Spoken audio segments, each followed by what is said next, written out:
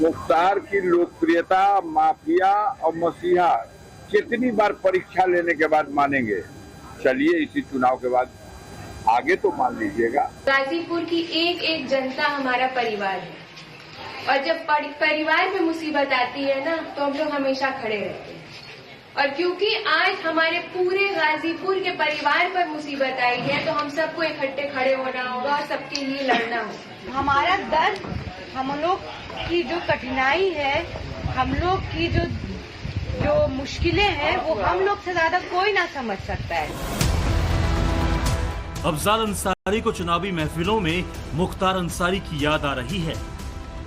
भतीजी गाजीपुर की गलियों में मुख्तार के जाने पर अतः पीड़ा का जिक्र कर रही हैं। बेटा उमर अंसारी बड़े फाटक पर वक्त बदलने का इंतजार कर रहा है। ये गाजीपुर का पहला इलेक्शन है जो मुख्तार अंसारी के बगैर हो रहा है, मगर अंसारी फैमिली के लिए मुख्तार मरने के बाद भी वोट का जरिया बन गया है।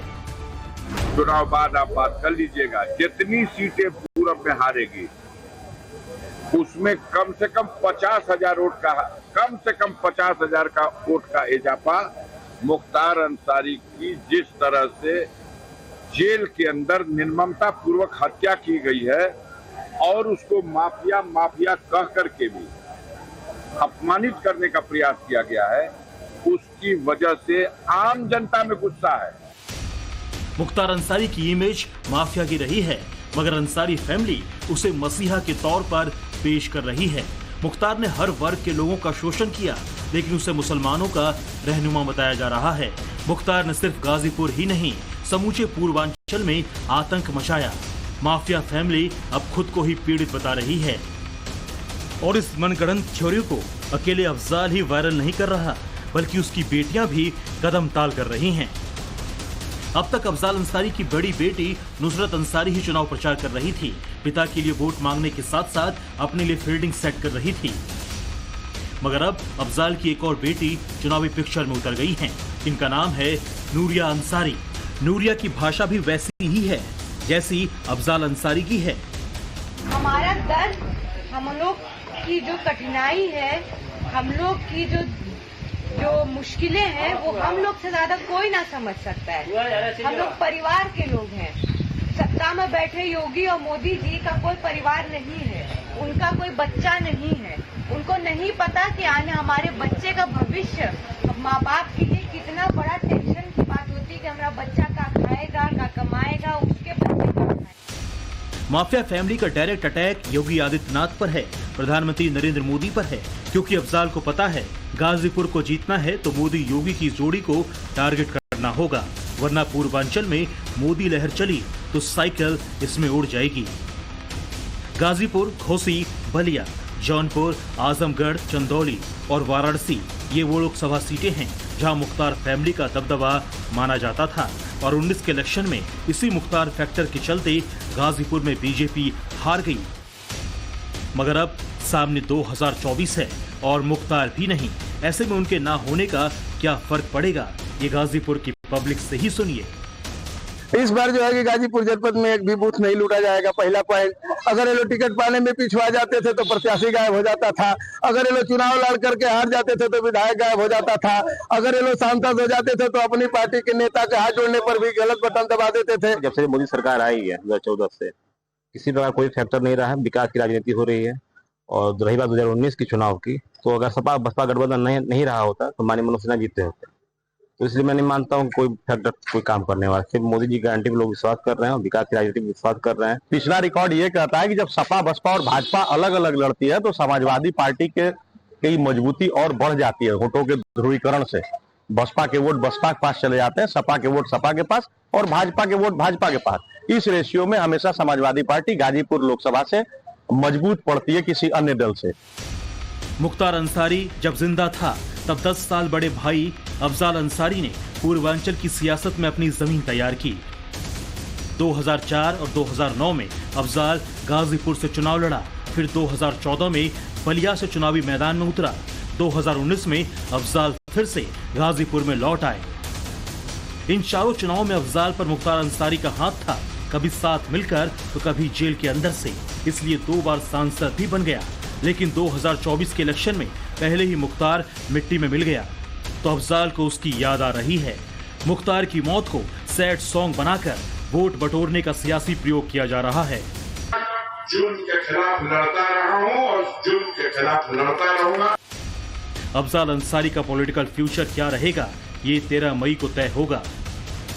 इलाहाबाद हाईकोर्ट अफजाल अंसारी के 4 साल की सजा पर फैसला सुनाएगा।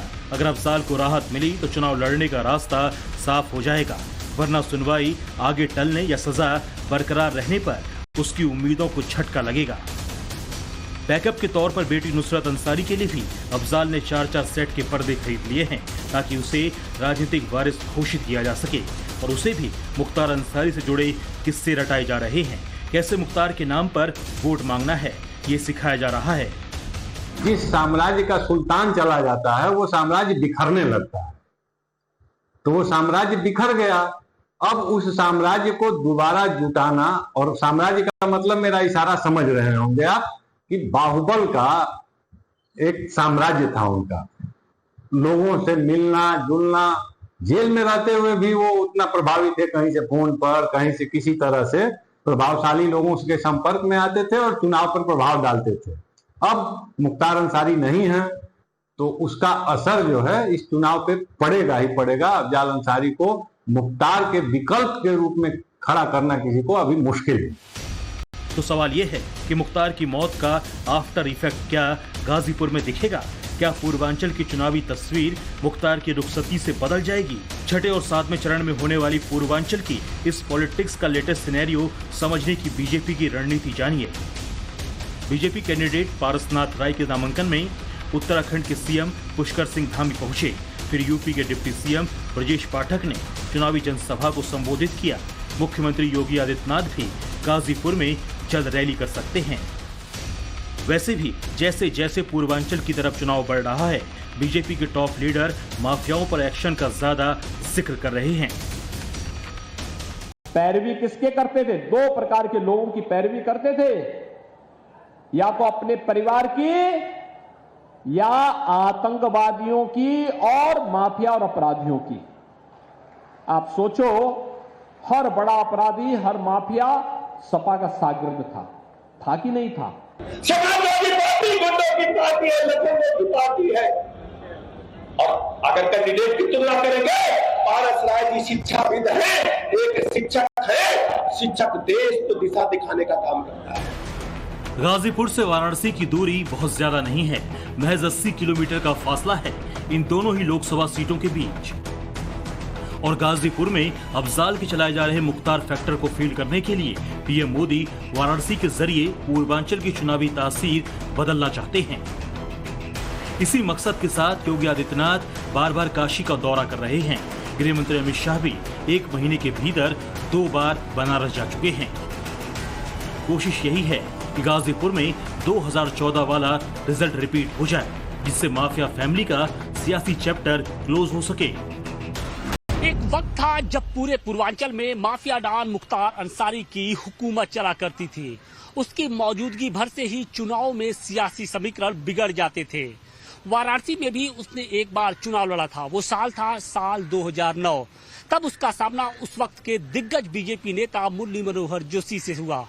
उस वक्त मुख्तार अंसारी जेल में था, लेकिन उसकी जो हनक थी वो साफ तौर पे सुनाई देती थी। हालांकि नजदीकी मुकाबले में वो मुरली मनोहर जोशी से जरूर हार गया, लेकिन उसने जो अपनी ताकत का एहसास बीजेपी समेत पूरे पूर्वांचल को कराया। गाजीपुर में वोटिंग अब तक मुख्तार के नाम पर होती थी, मगर पहली बार समीकरण बदले हुए हैं। अफजाल अंसारी को लगता है कि इस बार मतदान जाति के आधार पर होगा। समाजवादी पार्टी और कांग्रेस के वोट बैंक पर अफजाल को भरोसा है।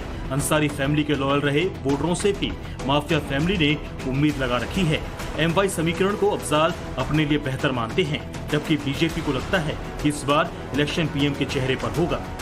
विकास के नाम पर बीजेपी को वोट पड़ेगा और ओपी राजभर का साथ आना उनके लिए फायदेमंद रहेगा। वो लोग भी बीजेपी की तरफ झुक सकते हैं जो माफिया के पीड़ित रहे हैं। इन सारे फैक्टर्स को ध्यान में रखते हुए बीजेपी एसटी, एससी और ओबीसी पर फोकस कर रही है, क्योंकि यही वो वर्ग है जो गाजीपुर के साथ साथ पूर्वांचल में बहुत अहम हो जाता है। गाजीपुर में क्या छवि थी उनकी, वो विधायक हो गए थे, तो जो विधायक हो जाता है ना वो माननीय हो जाता है। लेकिन माननीय है तो माननीय जैसा आचरण भी करना चाहिए।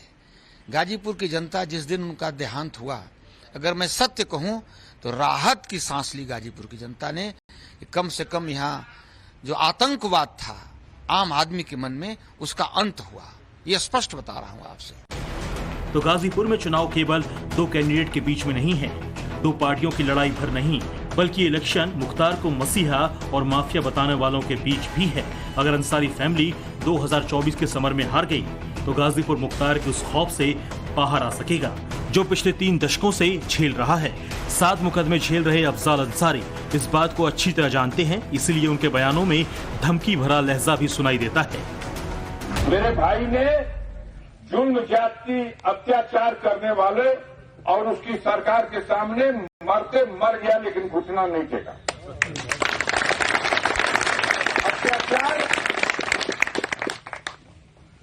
हद हो गई कि जो आदमी जेल में बंद है, अभिरक्षा में, बेशर्मों को ये कहते शर्म नहीं आ रही कि जो मेरी अभिरक्षा में था, खाली कहो तो के हार्ट अटैक हो गई, कार्डियक अरेस्ट हो गई।